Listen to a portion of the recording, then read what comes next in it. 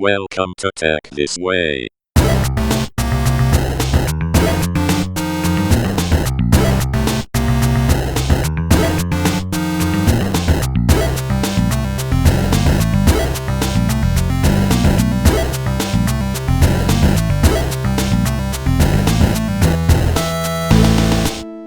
Okay, Mr. Ashran Ghazi, welcome. Thanks for coming in, man. Good to be here. Good to Huh? see you again. I know it's been many years, huh? Yes.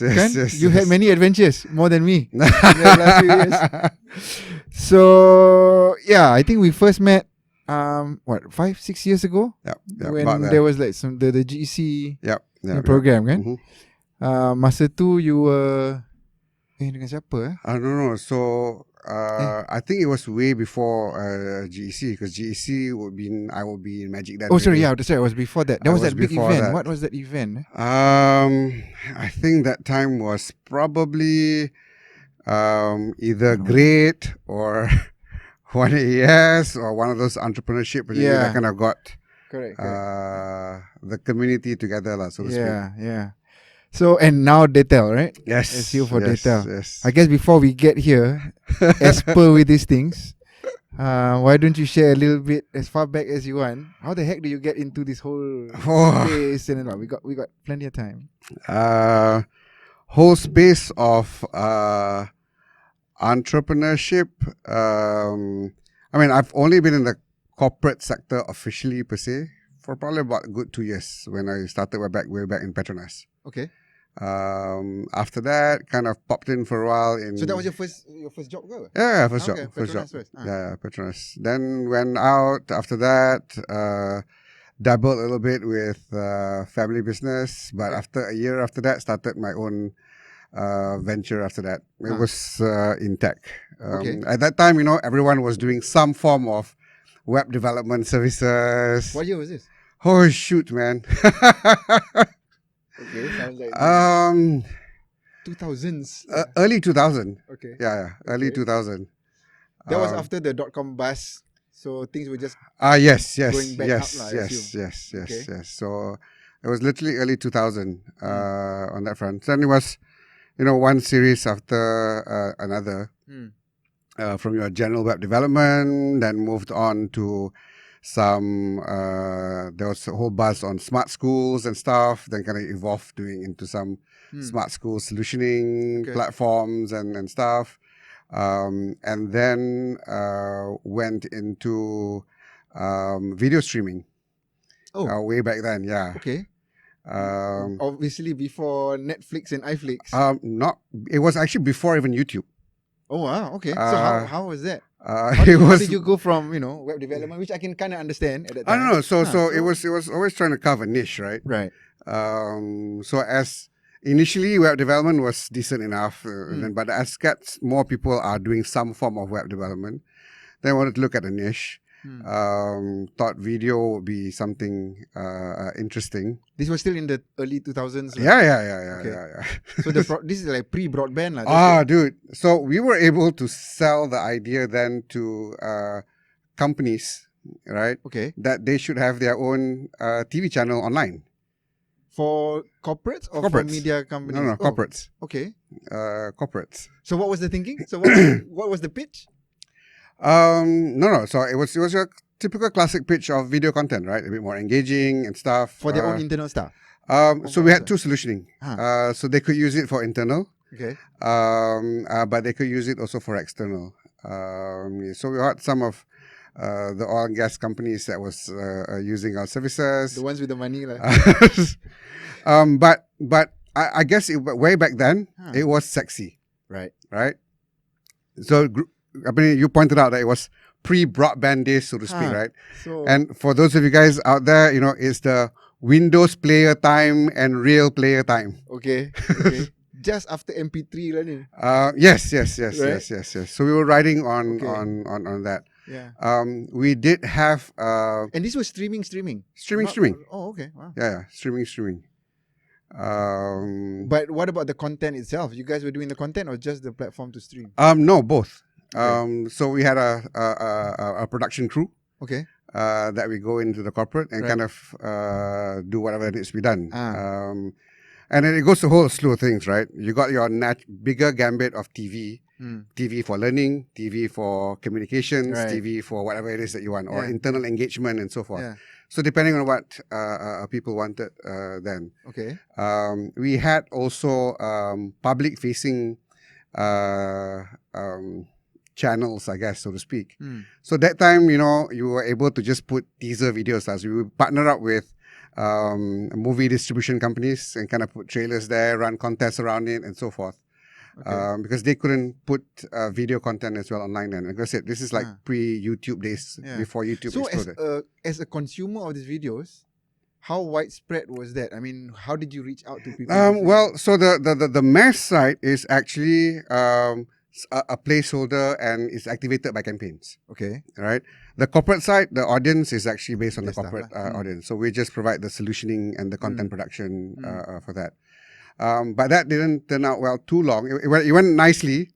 Then I think the corporates realized at that time, actually broadband not so great right now and stuff. So kind of dipped down. You're ahead of your time. A little bit. But the idea itself, where did it come from? Was it like you saw something in the US or Europe? They were doing video I mean, streaming? the fact that Real and Windows Media Player then was available. And the issue was actually infrastructure. People don't know how to do it. How do you put online? Because you just can't just plonk the video on the web server. Yeah. Right. And it was really a cause of just trying to find differentiating factors. Yeah. And because the web development works that we were doing, we were dealing a lot with the marketing division. Yeah. Right. Yeah. So our entry point was usually not the IT department. Yeah, it's the marketing. Our entry point is the marketing department itself. So it's always trying to, up the ante lah. What else can we do? And then, came up with a whole business plan, drove it through. And then that was about it. I think we went on a pretty good stint for about 3 years. Oh, Yeah. Okay. All right. Well, then it was a mix of me, right? So from web development, that business still ran, and then we expanded into streaming video. Right. And then we partnered up with somebody else and spun off another entity that does events and communications. Okay. To kind of give that complete solutioning to the clients. Yeah.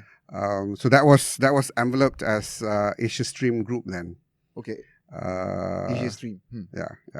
So shit, man, it's been a long time since I haven't said that name. Is it still around? No. Okay. Then Asia Stream, where did it stream to? Well, when the video part of the business kind of stepped down a little bit, I guess just like any entrepreneur story, you always got a story that you got some duped by a partner or whatever it is that kind of brought you all the way down into ground zero with debt. Right. So this is below zero. Yeah. Below zero. It's not even ground zero on that front. So that was actually quite challenging period lah. And at that time, we were actually talking to Chef One back then. Okay. To be online video partner for an event that he was trying to host in Malaysia. Okay. So he's bringing this event called Gourmand World Media Awards. It's out of Europe. Okay. And he managed to convince them to do in Malaysia for the first time. This Gourmand is like a brand lah. Yeah. Okay. So they've been doing this little awards and program. And first time, Chef One trying to bring it over to ASEAN or Asia for that matter. How did you know him? Actually, I can't recall how we got connected, but someone connected across. We shared what we were doing, and we said, we could be a partner then. Okay. Then the partner that was supposed to drive for Chef One, the event side, did not pan out. So, long story short, we kind of sat down with him. We said, look, So this was actually not with Chef One directly? No. It was with Chef One. Right. So Chef One is like the ambassador. Okay. Right. Bringing that event over here. But, you need execution partners to be able to do those things. He had before an event execution partner. Didn't pan out too well. But then we offered ourselves to say, hey, look, we can look at beyond just the online video bit. Again, long story short, that kind of brought us back up into the curve because the event was covers pretty much all aspects of events lah. From talks to masterclasses. And masterclasses here, I'm referring to cooking masterclasses. Okay. And these are physical lah? Physical. Okay. Physical. Then the video content back, because there's another crew coming in, so we were just hosting the programs on board. So that gave us a nice curve back up. Second wave. Second wave. In terms of recovery, so to speak. Yeah. And then kind so of just how big is the company at the time in terms of people? It was who started it off? It was you and I had about 3 partners. Okay. Then right. At the start, like even from the beginning when you did your website and then the video and now this. Okay. I think when like between 3 to 5 lah. Right. Depending on the situation and the cycle of it across the 3 to 5 partners. It's not easy. No. I mean, people talk about agile and stuff. You just got to kind of work within the markets and kind of drive things through. So that kind of brought us up, and then we were known to be able to design pretty good events and communications plan and so forth. Okay. Then our next break was actually Khazanah. Okay. So if you're familiar then with Khazanah Global Lectures. I think I heard of it. Yeah. But it was not that easily accessible to the general public.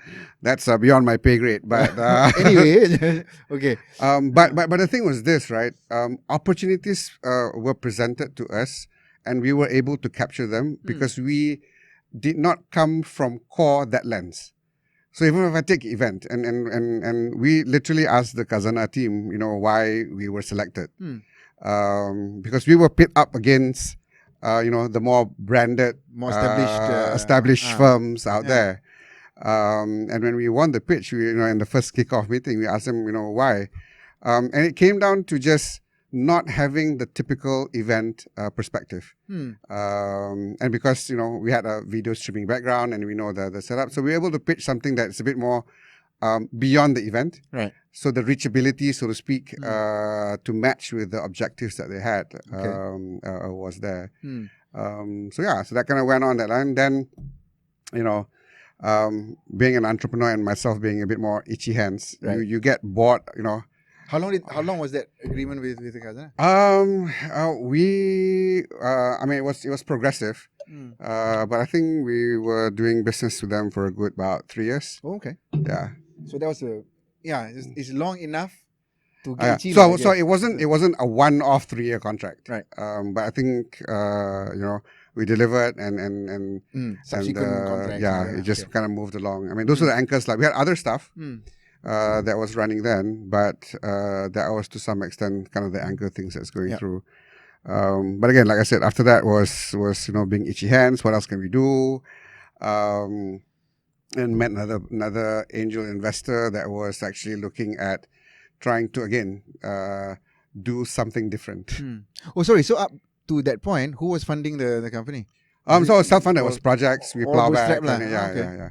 So my first foray in terms of external funding was actually post this exercise. So when the angel investor, so the angel investor was also a partner that he was looking around for team members to do something different. So that was the baseline premise. Do something different. I want to do something different. I want to disrupt. I want to build $1 billion company, just like what everyone says. Of course. Across. So it's like, okay, good. No, I'm kind of getting bored with running the usual meal of events and then looking for funny.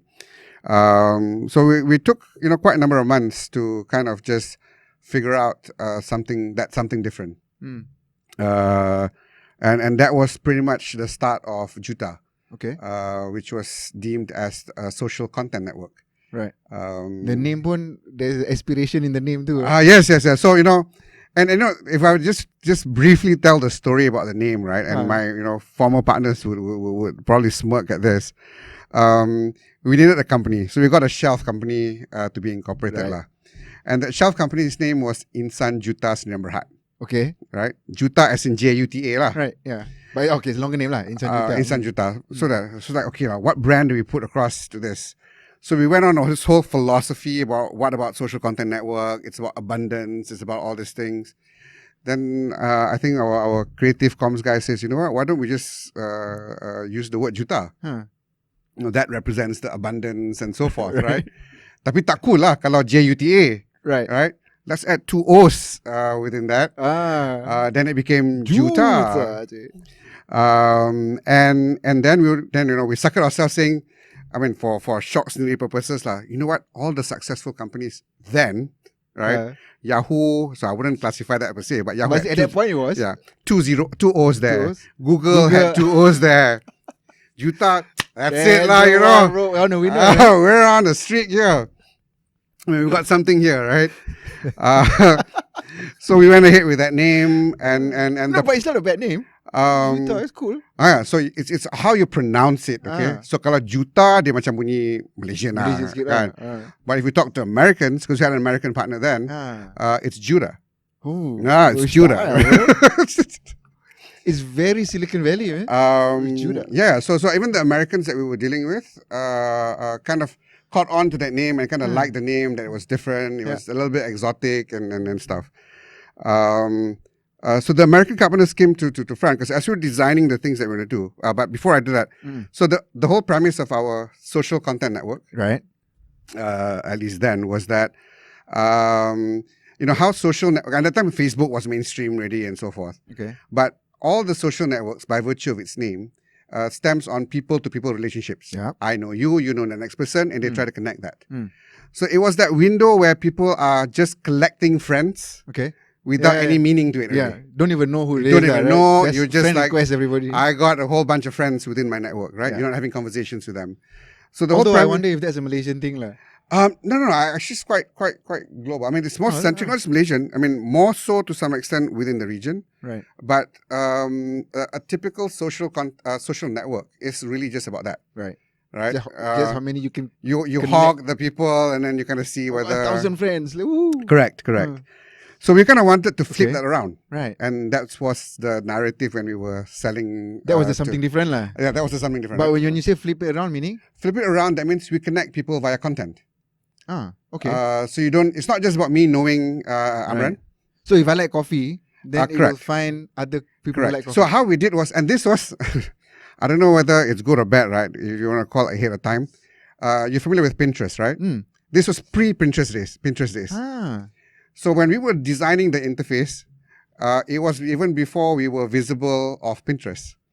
Halfway through, or I think as we got to a year plus, then we started having visibility of Pinterest. But so if you look at the interface of what we have and what Pinterest has, it probably looks very similar. But you were not inspired by them at all. No, we had no clue. But the premise of both businesses was different. Okay. Right.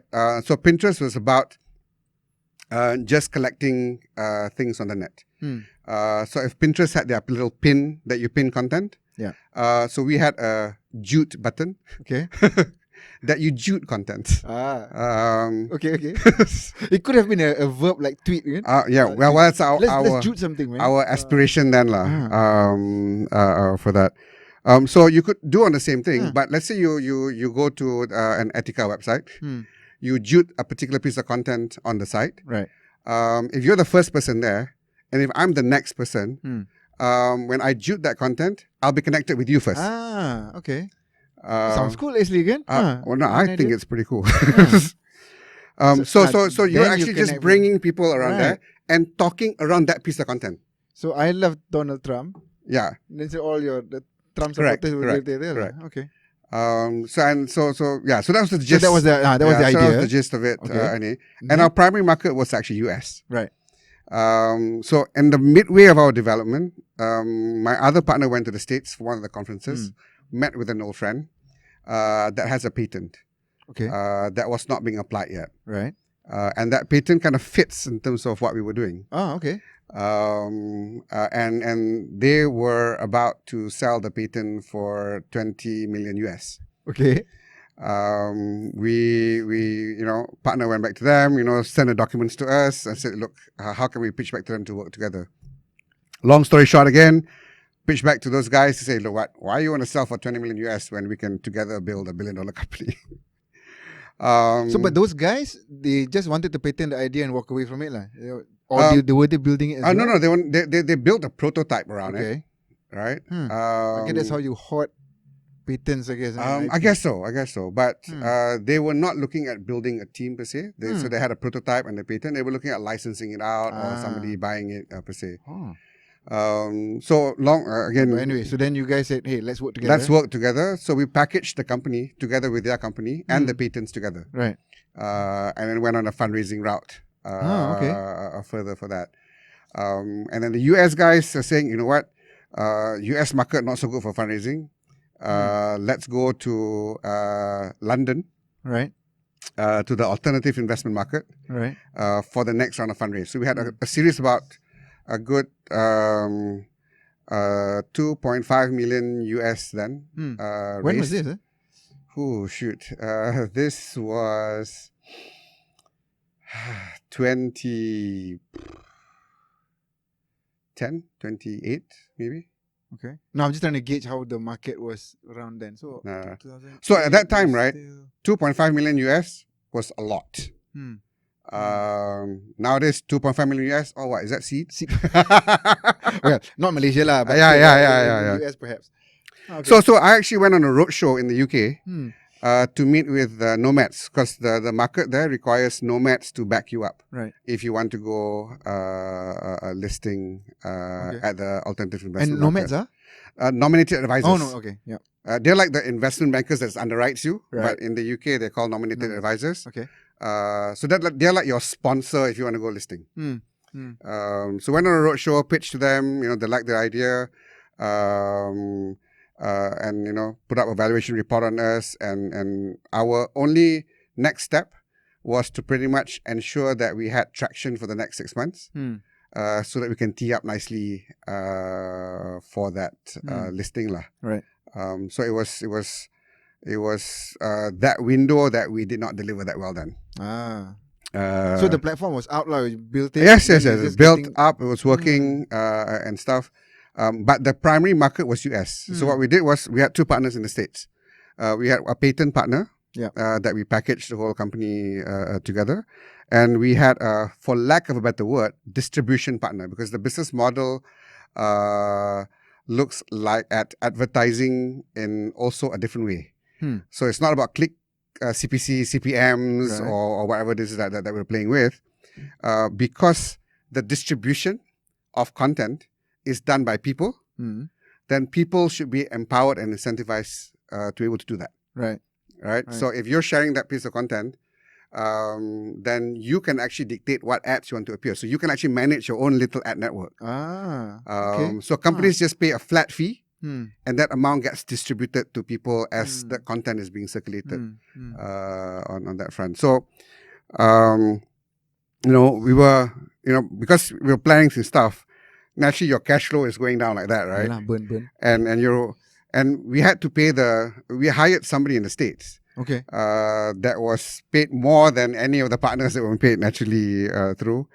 We had about 8 months runway. Right. In order, so if the sales forecast of what our local guy was able to meet, then everything else falls in place. Right. But the minute, you lari only in terms of that. Yeah. Because the guy was saying, okay, this is the plan, this is the revenue forecast. I'm going to be engaging this group, and all looks good. Right. But it was remote lah. Right. From here, How did you find the guy? Conference call. Through that patent guy network. Okay. So they recommended. So we had a conversation with them. We thought, okay, this guy kind of understands what we're going through. But it's a 101 mistake, if you ask me. That if we wanted to do that, in hindsight right now, one of the partners should have been based in the States. Yeah. Right? It's a 101 mistake. But that time you just thought... it was probably the easier thing to do in a way. Yeah. Right? You get somebody there and let them run it. Correct. As opposed to somebody has to uproot and... Correct. And you don't even know the network of people. Correct. So, because you need that leverage still, per se. They were giving feedbacks in terms of what they're hearing from the customers. But because you, as the founders or the partners, you didn't hear it yourself. So somebody translating it to you.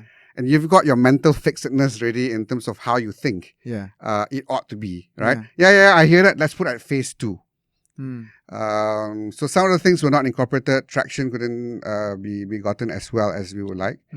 So 3 months into that last mile block, we said, you know what? If the runway is only that much, we better pull the plug first, Because because US market from a legality lens is not as forgiving as the Malaysian market or the regional market. Yeah. Daripada our loss is that much, tak pasal-pasal nanti the exposure gets higher. Yeah. Came back, we had a debate. So I was actually offering myself already to go back in the States and be parked there for the next 3-6 months to look at a potential recovery on that. But after putting it around, and so the partner said, what, let's just put that back on hold. Let's try to look at the local market. Yeah. Local as in local as in Malaysia. Malaysia lah. Yeah, local as in Malaysia. Tried to activate. What was it called here? Still Jute lah. It was still Joota. So it's the Is it same thing, Joota? right? But we were trying to look for the right market segment. Our challenge was that the local scene, the education sector loves it. Okay. Right? But it was difficult to monetize from the education sector. Yeah. So that was kind of the end of it. And then we ended up, not running on the front end, but just licensing out the core that we built to a bunch of other people that's actually wanting to have similar elements of what we built. Right, So that was pretty much the recovery of that. Okay. But Joota was my first, like I said just now, foray in terms of fundraising to angels, fundraising, well, it was primarily angels, but angels that was quite significant in terms of putting in through. So we are investors from Malaysia, from Dubai, and from Saudi. Oh, okay. In terms of Mesti Saudi investors But anyway, yes. Okay. Yeah, so but at least you saw the implications from stakeholder management standpoint. Oh yeah, the so fundings, it pretty much covered literally end to end lah. I had to deal with IP management, right, with the lawyers and so forth. Do you release stuff first? You can't release. Not many people will realize, right? You think you have an IP, but if you released it already, it's out there. It's out there. You can't file it. It's Okay. got to be filed first, before, then at least to lock in Yeah. on that. So I was dealing with a bunch of IP lawyers in the States, dealing with the investors, trying to structure the deal, learning, all the RCPSs and all those share thingies, and talking to nominated advisors, convincing those guys that we're worthy. And we crossed that threshold. We convinced them that we're worthy enough. Yeah. We just couldn't deliver on the last mile. On the customer. If we had traction, all they required was show me traction. You'd be on the market there. Then we can sell you to raise money and then put you into the market itself. But It's one of those things. it was something that I don't think you can learn as well anywhere else. No MBA course lah. No. And to some extent, if you ask me, right, sometimes things happens for a reason. That whole experience itself, I think, at least from my lens, helped me better as a Magic CEO then. Being able to go through that hands-on yourself. Yeah. And you don't have a big team then. We were running with a 6-7-man team. And which means you literally have to do everything. Yeah. So that hands-on experience across gives me that better sense of appreciation, what's needed better, and trying to do things, or dealing with IP, dealing with VCs, investors, and so forth for that. But yeah. So that was Joota. Then what happened? So you came back. This thing you kind of license it out. Then that. So while I was doing other things on the side, I was then managing back my NF then. So that was where I think we first met. That's what it was. Yeah. So I was chair for that foundation. I was chair before, but I was more of a active chair. Okay. Post Joota, right? Just trying to drive things through. Then after that was Magic. So how was that? How was that appointment up? At that time it was very high profile. Cheryl there, right?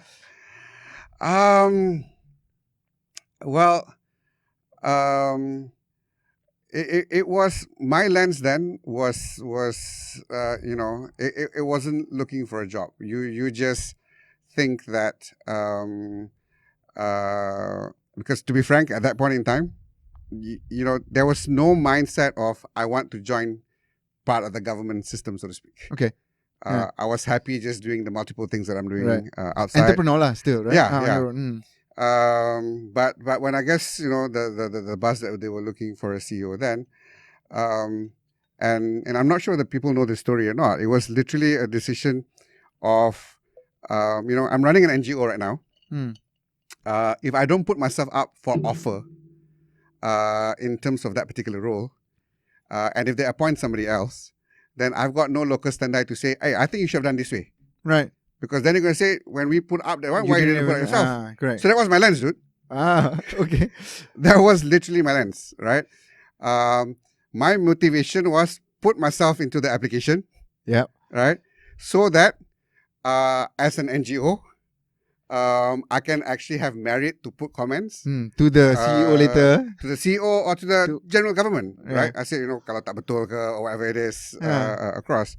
But after putting that in, you were lucky enough to get shortlisted. Yeah. And again, because you're not looking for a job per se, you're just trying to prove a point and kind of have that standing. When I got shortlisted and I went for the interview, I was comfortable enough to be as upfront as I can. Because I don't really want this. I don't really want this. I just want a good excuse that if you don't take me, and when I'm out there, I have the right to be able to comment per se. But naturally, it turned out the other way around. So,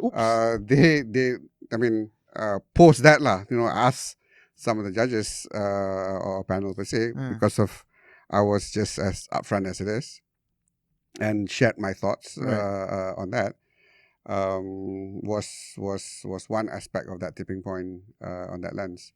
But of course, to be fair, as much as I put that across, I've got to also be prepared that if it happened, I've got to be willing to accept. Of course, yeah. Otherwise, you lose integrity, lah. Yeah. You see, you wanna have that kind of a positioning, but you also got to make sure that if it was offered, you got to be willing. And you do your best, lah. Yeah, I literally submitted the application, right, on the very last day, at the very last hour, just in case.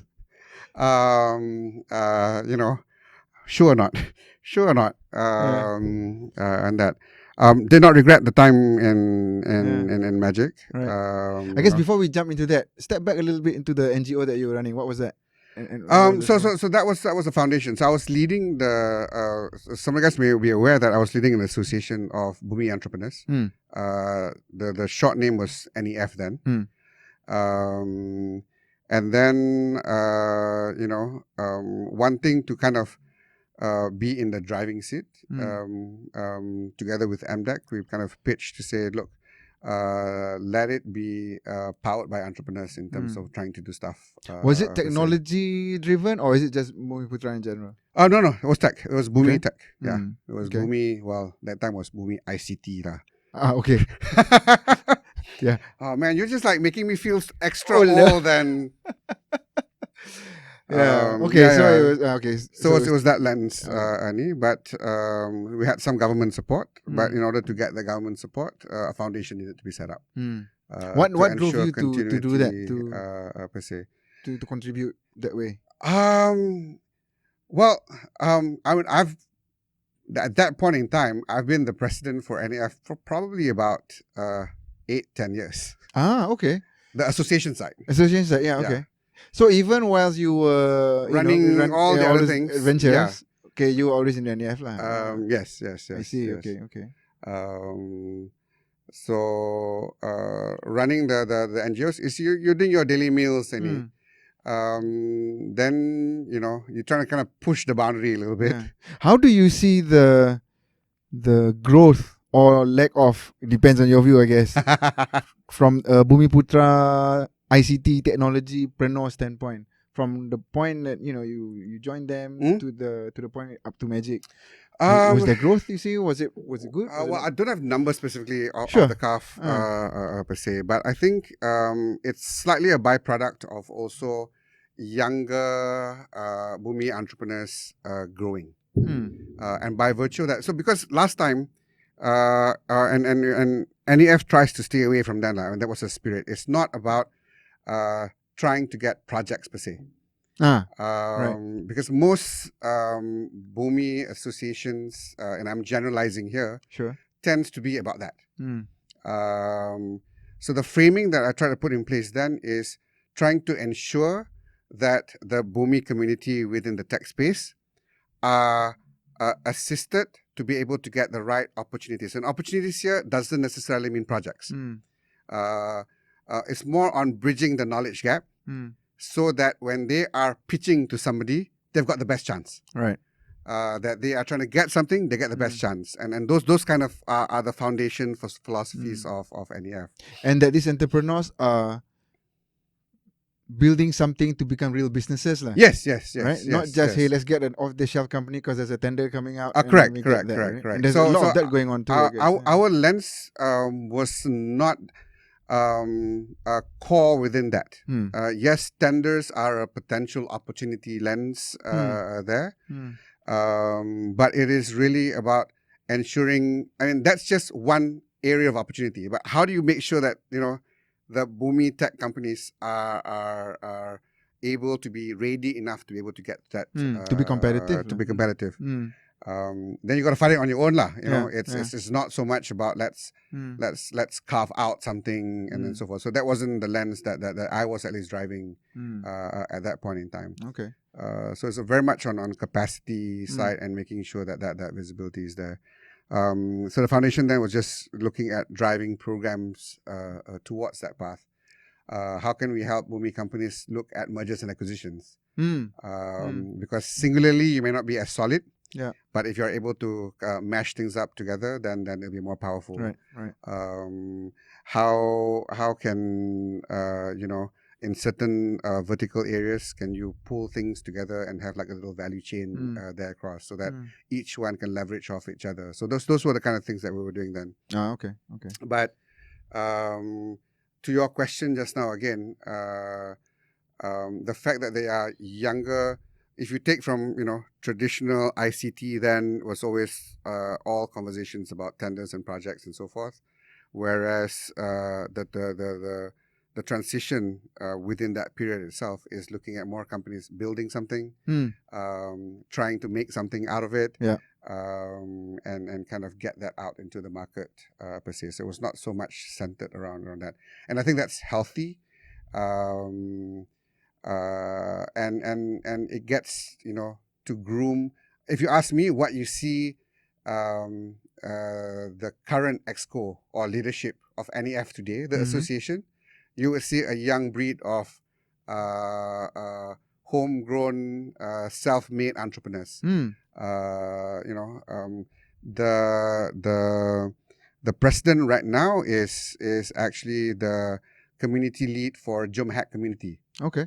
The second person is Nade. Lorry. That's actually driving that from the lorry. And you've got Fukaha in there and a bunch of other guys in there too.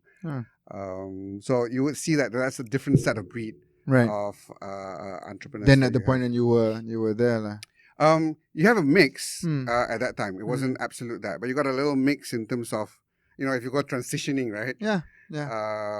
If you talk about ICT, then it's just usually just about tenders and projects, so to speak. So I think there's definitely good movements, but like anything else, there's always still room to actually improving and getting that visibility across a lot better. Sure.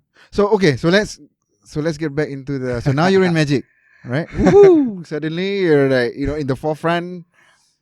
I mean, a lot of attention on it. Right? Yes. How was that adventure? Like I said, and doing a reflection back per se, did not regret the journey at all. I found the journey quite enriching. but it also gives me a better perspective when you're part of the government. Okay, what do you mean? So, when you're running an NGOs, right, Mm. it's always a wish list, and why doesn't government do this? Why doesn't government do that? Right. But when you're in the system, there are constraints of what you can and you can't do, and the speed that you can do. Yeah. We were lucky then that the organization was set up to be relatively agile. But even then, you are constrained by the governance and so forth that is within the organization itself. So I was able to kind of do the things of what I thought before that ought to be done as a continuing factor. Right. So that was quite fulfilling in terms of driving that through. But yeah, so it is a holistic experience in terms of entrepreneur independently, NGOs dealing with a lot of governments and so forth, and pushing for policies, advocacy and so forth, and then going on the other side of it. But it does help me in terms of being able to understand how do you need to balance between government's objectives and what the beneficiaries are looking out for, which are entrepreneurs, right? And even then, when in Magic, what I tried to remind the team then was that whatever that you design, first focus on how will it benefit the entrepreneurs per se, and then work backwards in terms of how you manage your stakeholders. Right. Within the government itself. Right. So be clear about who you're doing this for. Correct. First of Correct. And to me, even during the association days or the foundation days, that was a similar philosophy. I just tried to carry that extension further into that, because government will always have, and I'm saying this right also, right? Their objectives from a government lens. Right. And while the high level objective intent is probably still to help the entrepreneurs, the rakyat or the entrepreneurs per se. But how do you translate that well enough to ensure that it truly benefits then the entrepreneurs per se? So even if you got a mandate to say this is the goal, go Magic, go and sort it out, what needs to be done, you got to understand, put that aside, and then work this way first, and then figure out a way to connect the dots. Because if you just take from there and just try to cascade, then your center of north is about just achieving that. And when you just focus your effort in achieving that, while you may appease your upper level stakeholders, but you're not necessarily serving the real audience that you're supposed to address. Right? So it sounds grey, but if you ask me, at least for me, it helps me give clarity. Clarity for myself. Right. Clarity to give instructions to the team. Direction. In terms of what needs to be done. Because how you design to execute it, right, is the one that's going to be impacting these guys. Correct. Right? That's your day-to-day. That's your day-to-day. Right? And if you don't do that well enough, and if you're just thinking about how to appease, then you lose how you're going to do the delivery. So that was part of the DNA that at least, you try as best as you can to be able to fulfill. How many years were you there? Close to 2. Almost 2 years, right? Yeah, close to 2. So then in 18 then is when you left? Yes. Well, I actually completed the full 2018 year. Yeah, okay. So I technically was supposed to join Dattel in May. June technically.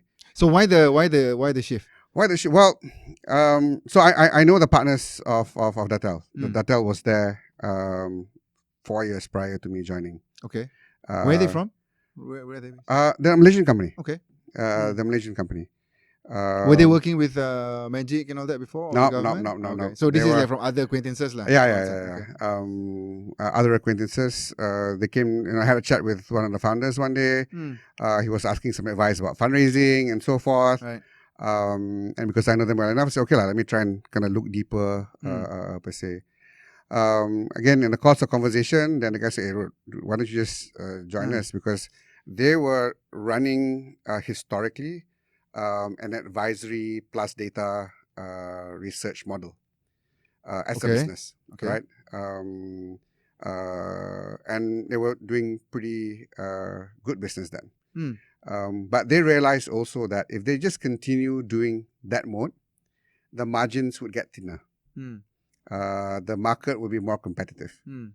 So me joining them was actually to carry Dattel into the next wave. So before I joined, they were talking about it, but couldn't execute because they were too busy with jobs, which is a good problem. Right. But it forces you to kind of just be stagnant lah. So they were executing themselves the projects. Yeah, Right. yeah. Okay.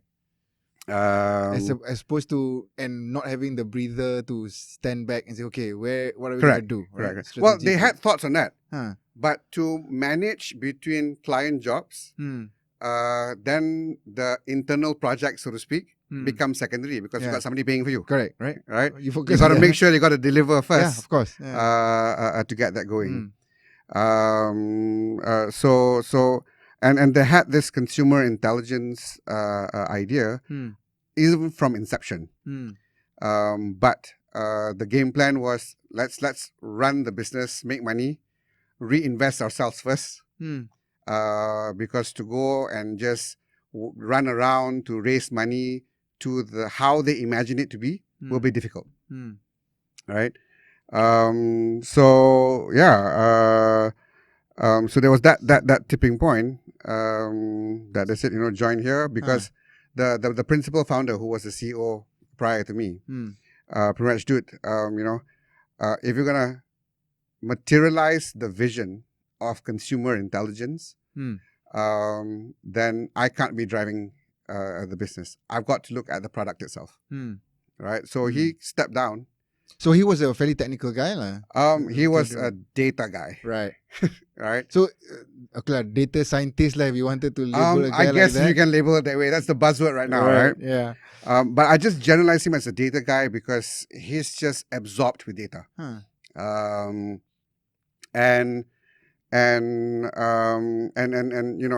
the thinking in terms of what consumer intelligence ought to be, started from him essentially. Right. So he said, dude, take the helm. I'll go into product development. I'll design the whole consumer intelligence framework. Right. You just make sure that we can have a running, sustainable business moving forward.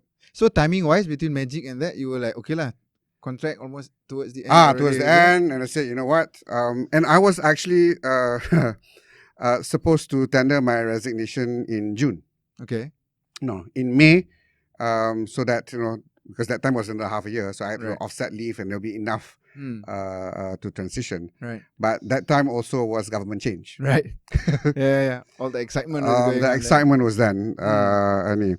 So as much as I've got clarity on where I was going to go, it wouldn't be entirely responsible for me to just say, you know what, I'm sorted out. You guys go figure lah. Yeah, right.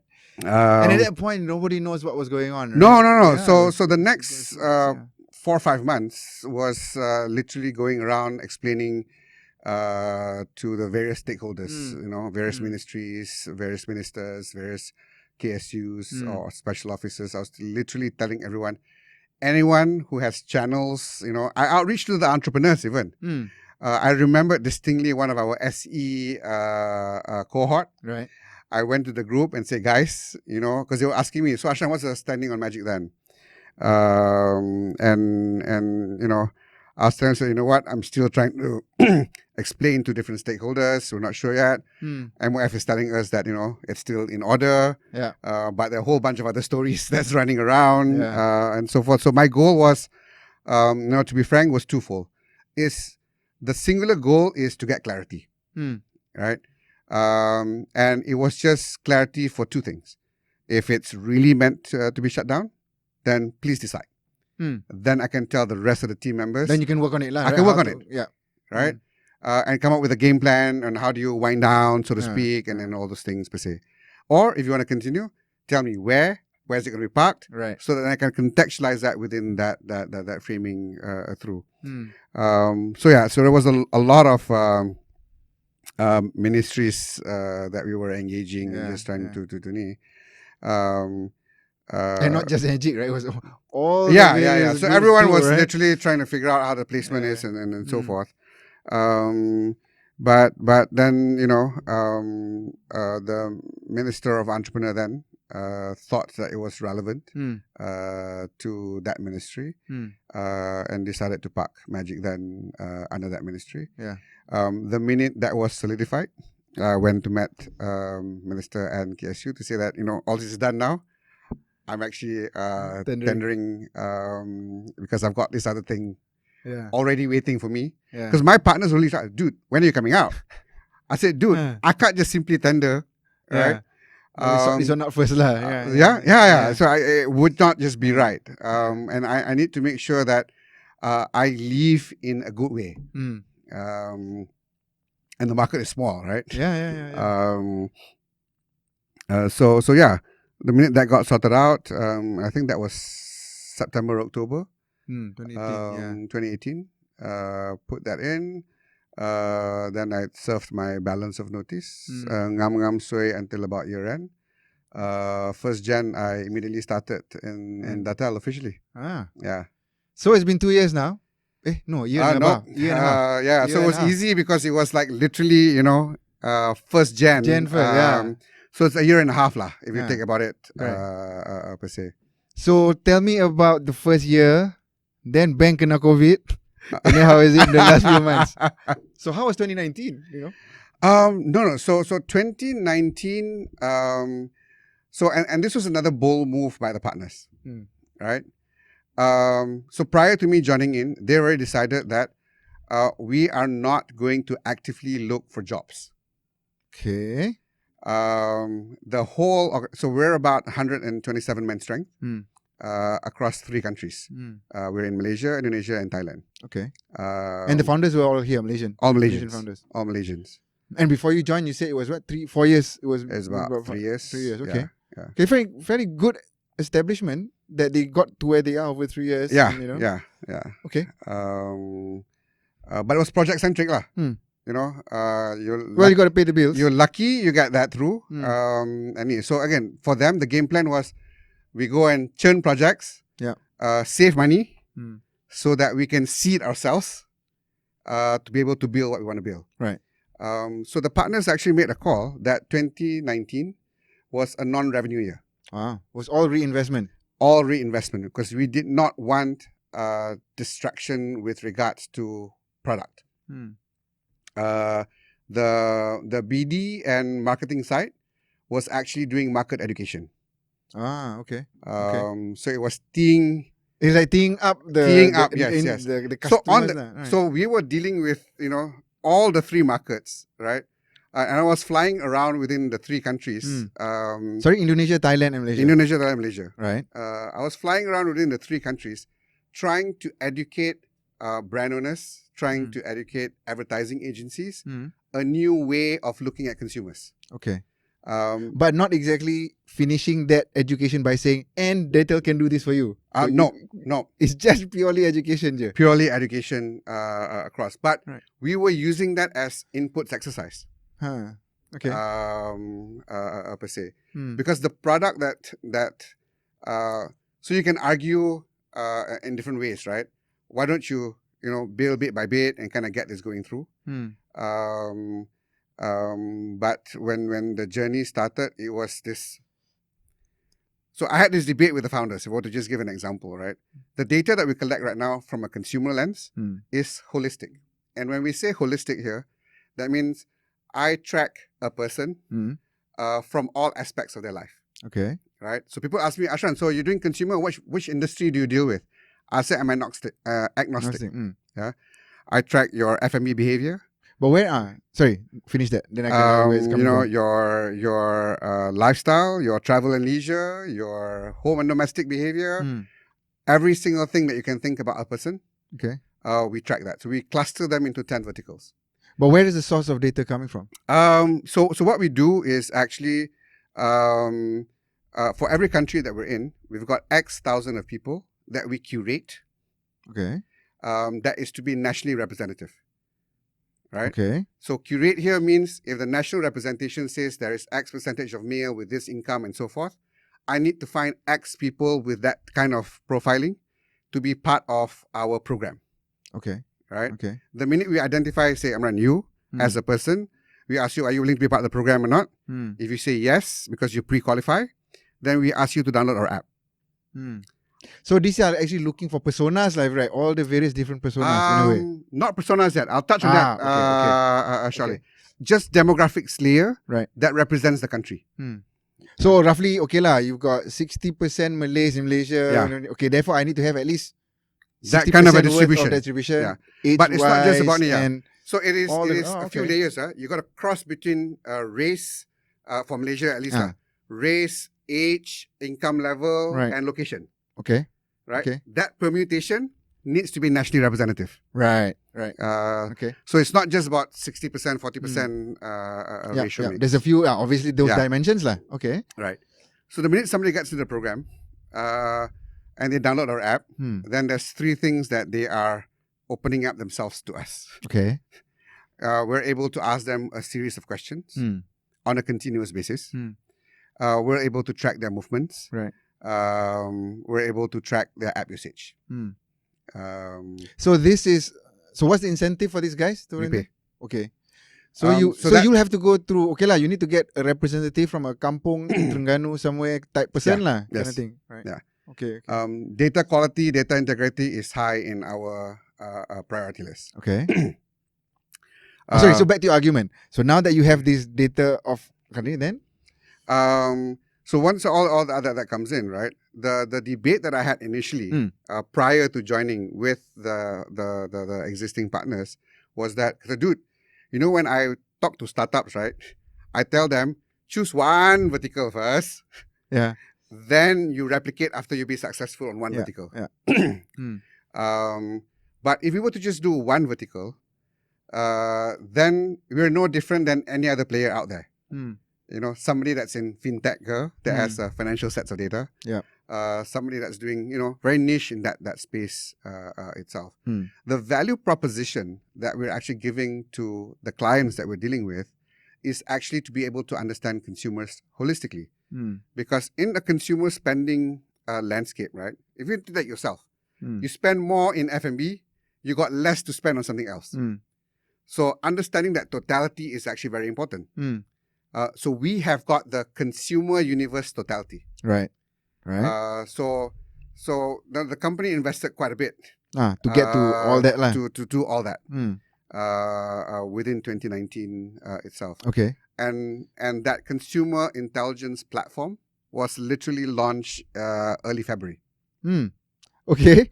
Before the excitement happens. Okay, so the whole of 2019 was building up that database, right? The platform. Yeah. So we got people excited, right? Right. The brands and the advertising agencies were excited with the perspective that we're coming with. So naturally, when I started the job, January, February, I was going because the product wasn't built. So it was selling concepts. So the concept is to a potential customer of yours, is like what? So I am a burger seller, right? My burger seller, my price point is this and that. So you'll be able to tell me, Amran, your burger, this is how you can reach your customers. This is what your customers want. Yeah, right. Yeah. So you go from a behavioral lens. Okay. So what we're doing is behavioral analytics. Right. And why we had to do education to the market is that, so two things. Brands always start saying that my product is this, and my clients or potential customers are male, female, age this group, income level this group. Right. That's how almost every single brand operates. We're coming to them and say, don't start from demographics. Okay. Start from what kind of behavior of people are you trying to target to use your product? Because you may think that is your market. Because you have already narrowed down your framing through the demographics. Through the demographic lens. Yeah. But if you start from behavior first, you'll be able to find the potential non-customers that you've not framed and have a larger audience of potential segments. The more simpler explanation to this is that nowadays, a product that is supposedly designed for a younger segment can be appealing to not so young. right? Yeah. And that not so young can be a whole range. Yeah. Yeah. So the core is not about segmenting people by starting from demographics.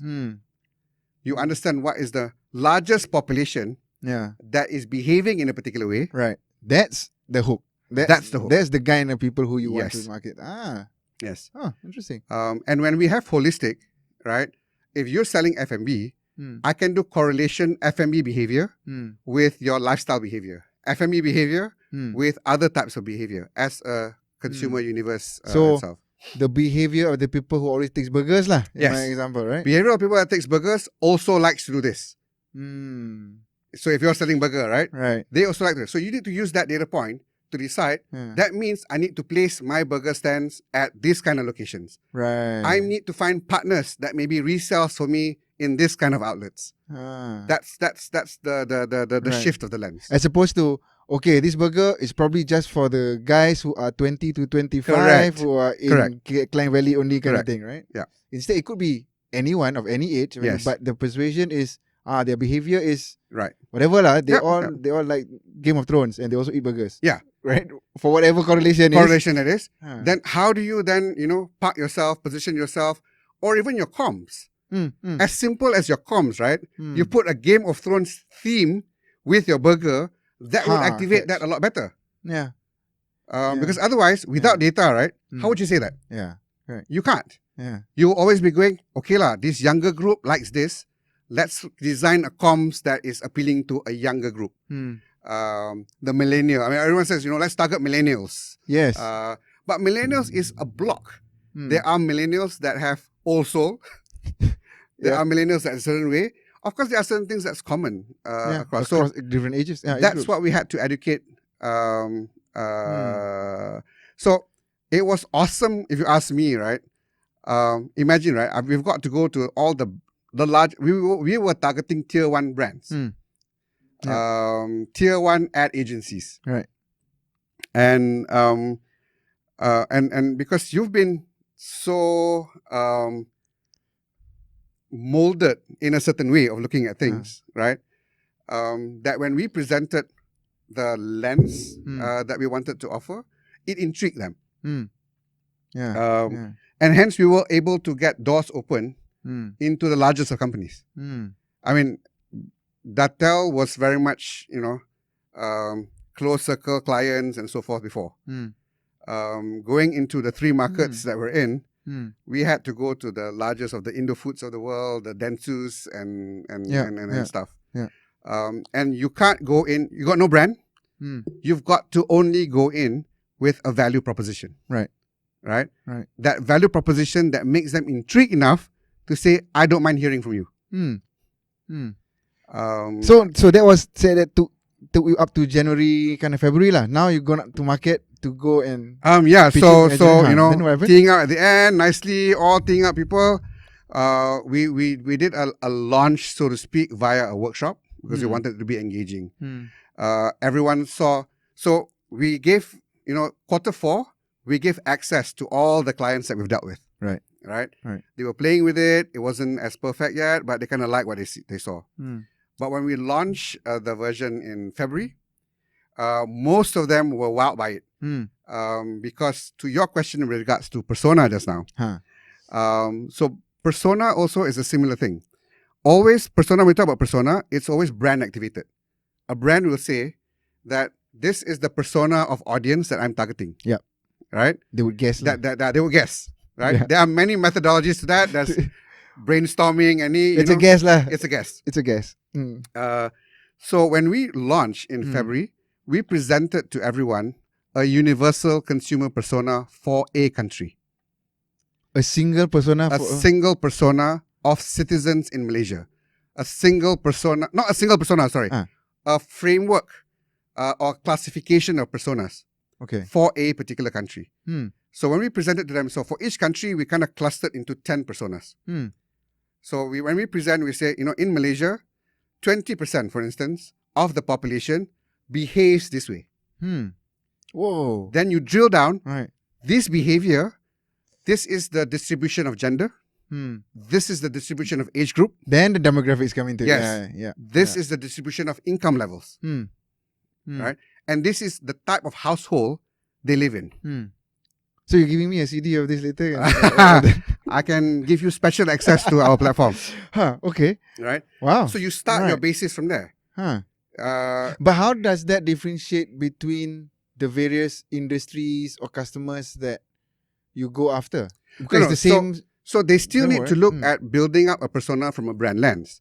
But right now, as opposed to, you rightly put, they were just hypothesizing based on what they observe. Yeah. It's very anecdotal for the most part. Yes. Right? Yeah. Now they've got this universal base data as their starting point. And then they kind of use other data sets that we put in to understand that persona better. So I guess to test whether my product, which persona does it actually because the fit, intelligence platform allows the client to dissect the data in whatever way they want to see it. Cool, man. Very cool, if I must say so. Sounds cool if it works. Okay, then February. Then? So February launch, we've got quotation requests left, right, and center. Because again, we were able to do that because the year of building up, of brainwashing the clients, literally, this is our perspective, and that was sold. So quotation is going out. We've got a healthy funnel. Then COVID closure markets and all these things happen. Most of the guys that were asking for quotes told us, "Hey, can we wait for a while or not?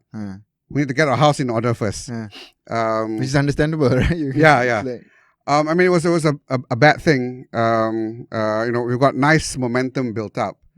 So naturally, like any other business, we had to make a decision. So how do we deal with this right now? So wanting to be different, we did a couple of things. Number one, we set up what we call COVID-19 Insight Circle to build communities with the brand owners. Okay. That we are working together with you to be able to discover what is, everyone's talking about new normal, right? But we're telling them, whatever you see today is not the new normal. Because there are other external forces that's causing today's behavior. Right. Immediately anyway. Right?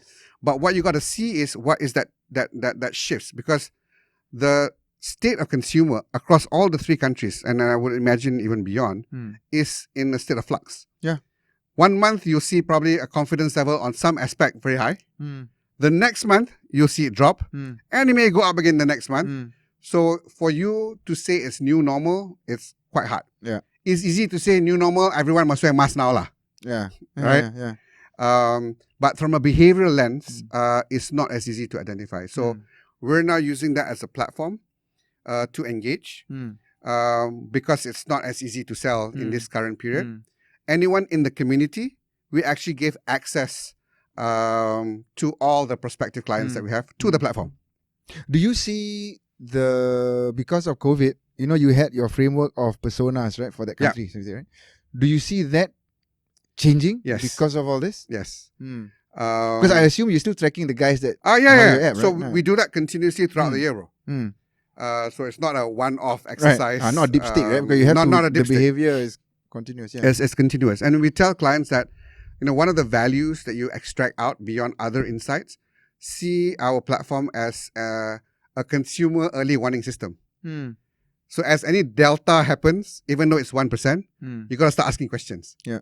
Right? Yeah. As opposed to, you see your sales impacted, do a study and find out why that has happened. Yeah. Right? Because that tends to be what happens in the reaction, of course, right? Because there is no other way to do it. Correct. So that's we tell them, one lens you should take is what we're giving you is like an early warning system. It's up to you what you want to make out of it in terms of that. Okay. Where were you asking this again? So 3 months down the road now? So you guys did this community. We did that. We give them access to it. We're giving them other triggers to be able to get that going through. The challenge here is that the market is hungry for data, but is still at a slightly wait and see game with regards to actually purchasing sets of data, essentially. So we are actually enhancing. We didn't want to do it before from an advisory lens, because advisory means coupled with data. Yeah. Because clients now don't want to just play with data; they just say, "Tell me what to do." Right. So we're right now actually encroaching that area a little bit just for this period. Okay. So that they've got clarity in terms of what needs to be done. Mm. We've got some that's actually working towards that path, but the community is still intact in terms of driving that through. And the other one is we've got some other prospective partners that's actually looking at collaborating. So this window for us is actually a good time to tee up collaboration for better acceleration when the market actually kind of picks up. Yeah, it's almost like the world is on pause, right? It is. So you can do all this lah. Yeah. So you have that slight need, but you've got to design that strategy well enough. Yeah. That as things unfold, then you're able to pan it out also. Development side on things at our end right now, we're actually adding more AI layers on the front end. Before this, the AI layer was at the back end. Data streams coming in, we make sure the AI engine actually filters out the noise or any anomalies. And once that's a flag, our quality team then, so the human intervention comes in to verify whether that's logical or not. Now we're actually putting those AI layers on the front end, so that what I like to call it to the team, to be able to do scalable advisory. So not so much from having more manpowers, but the AI engine is actually doing the advisory services to some level of a point. Right. To the customers themselves. To the customers themselves. Because one interesting thing to note is that a McKinsey report, what COVID has actually activated brand owners especially, those that appoint agencies, they're pulling back. They are looking at doing more things themselves as opposed to agencies per se. Maybe you would leave the creatives to the agencies lah. Correct. But correct. in terms of the strategy and where the market, So they're trying to pull that back at their end, which works out well for us also. We were engaging with a lot of ad agencies across the region, primarily because they've got at least the resources to be able to analyze the data and kind of then present back to the client. But even with this move in terms of brand owners wanting to do that, we just need to then overlay that services side a little bit. For the short term, we'll be providing that kind of insight services to the clients. But like I said, within the next couple of months, we're building up the AI layer to the front to just make it a lot easier for the clients to look at things. So we've actually even built a little framework that we call internally G2K2S. Okay. In order for you to grow your revenue from a consumer lens, you got to look at the perspective whether do you keep your existing customers? Do you kill them because they're not profitable? Do you sell more to them? Or do you get other people to switch to you? Okay. Right? So that's the framework that we're deploying into the AI engine.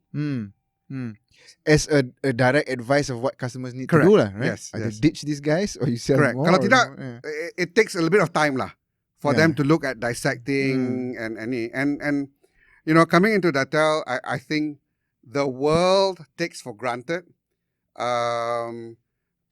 in terms of the complexities of data. Everyone assumes either that, but I've got this data, you plug in, then should be okay, what?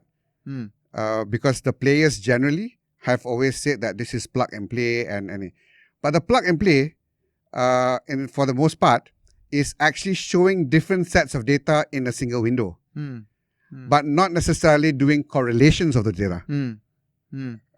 Right? Not the insights that you can No. get out of it. Yeah. You put a window, you connect everything you can see lah. But correlations, you got to do yourself in terms of you see this. It's like reading multiple reports. Yeah. Cuma it's in digital form. But what we've done with our intelligence platform is it allows correlations to happen. If there's a correlation at all. You will actually, you will call this data and this data, and you will see whether there's correlation or not. Right? But that's where we are at today. The AI level with the framework that I said just now is that then the system will be telling you, what do you want to know? I want to know about burger and this. I will tell you whether you should be looking at this segment or this segment and this segment, and these are the channels you should be looking at. Yeah. This is the better outlets and so forth that needs to be done per se. So I just wanted to just go back. Oh, it's over an hour already. Sorry. Hey, no worries, man. No, it's good. It's good. I just wanted to go back a little bit from the technology standpoint, because obviously you said your founder, CEO before was the data guy, right? Yeah. So from a skills standpoint, Right. within the company itself, where are all these AI, data analytics guys coming from? From when you say coming from in terms of talent, The talent, the talent. Actually, we've got 5 data scientists in the company. 4 of them are foreigners. Okay. But we're lucky enough that foreigners that has studied in Malaysia lah. Okay. So local, kind of localized foreigners. A little bit and they're housed here per se. We are finding that it's very difficult to find data talents. And what, we've masked the label of data scientists or data science, and it's being used a lot right now.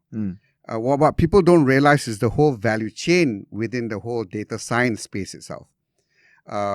It comes all the way from data capturing to processing that, to massaging that, and then to do models around it. The data scientists that people talk about is actually doing modeling with regards to the data. Those guys requires context to what you want to achieve. Yeah. So the best of breed data scientists would have a good balance between what market needs and what context if I want to put that through, and how to model that. Right. But this is rare. Lucky enough that my partner, who's a data geek himself, is able to lead that path. But we've got a team that is really great at trying to do modeling, structuring, standardizing data, and making sure that everything makes sense within any. But it is very difficult to get talents on that front. To do this.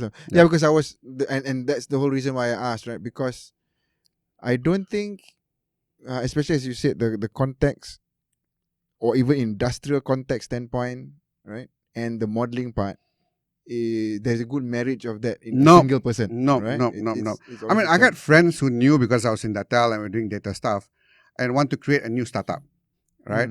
On that requires some level of data matching through. And the first question, Ashran, where can I find a data scientist? I said, dude, if you're just about to start, you don't need a data scientist yet. What you really need is, either the founder or yourself, run the thing, define what variables is actually influencing whatever it is that you want to do. Once you're clear on that, then you start looking for a data scientist. Even if you get a data scientist in, the guy will ask you, so what is this supposed to impact? What are the variables that is important before I can model this through across? So I said, don't start. So, and that's how market perceive things, right? If I want to run a business that's going to be data driven, I need a data scientist first. It does help to have somebody that understands data. But the founder or the partners initially have got to have clarity, right? What do you want to use that data for? And what are the key variables for that? Right? Without that, no data scientist can help you, man, if you can't answer that question. Okay lah, cool. Just to wrap things up, thanks very much for No, being sorry, here. man. You got me start talking and I can just go on and on. I just didn't want to keep you too long.